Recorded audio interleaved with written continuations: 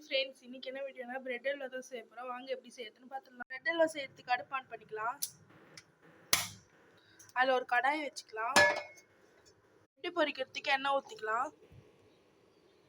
Bread halwa செய்யறதுக்கு பிரெட்டை 4 பீஸாக cut பண்ணிக்கலாம். பிரெட்டை நான் குட்டி குட்டியாக கட் பண்ணிட்டேன். இப்போ வந்து பொரிச்சு எடுத்துக்கலாம். நல்லா சூடாயிடுச்சு. பிரெட்டு போட்டு பொரிச்சு எடுத்துக்கலாம். மீடியம் ஃப்ளேம்லேயே வச்சு ஸ்ப்ரெட் பண்ணிடுங்க. பிரெட் அல்வா உங்கள் சூஸ் தான். இந்த மாதிரி இந்த கலரில் வச்சு நீங்கள் பிரெட் அல்வா செஞ்சாலும் செஞ்சுக்கலாம். அப்படி இல்லைன்னா இதை விட திக்காக வரணும்னா நீங்கள் இன்னும் கொஞ்சம் கூட பொரிச்சிக்கலாம். எல்லா பிரெட்டையும் பொரிச்சு எடுத்துக்கிட்டேன். 4 பிரெட்டுக்கு தேவையான ஒரு பால் பேக்கெட் தான். இதை நல்லா காய்ச்சி எடுத்துக்கலாம். பால் காய்ச்சத்துக்கு ஃபஸ்ட்டு அடுப்பு ஆன் பண்ணிவிட்டு ஒரு கடாயை எடுத்துக்கலாம்.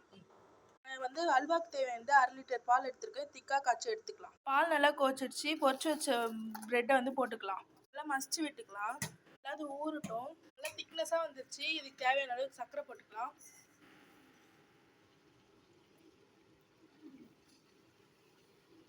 நல்லா ஸ்ப்ரெட் பண்ணி விட்டுக்கலாம்.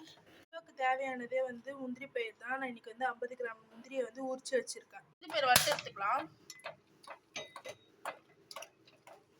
முந்திரி பயிர் வறுக்கிறதுக்கு நெய் ஊற்றிக்கலாம். முந்திரி பயிர் கொட்டி வறுத்து எடுத்துக்கலாம். வந்து முந்திரி பயிர் வறுத்து எடுத்துட்டோம். இப்போ வந்து அல்வாவில் சேர்த்துக்கலாம்.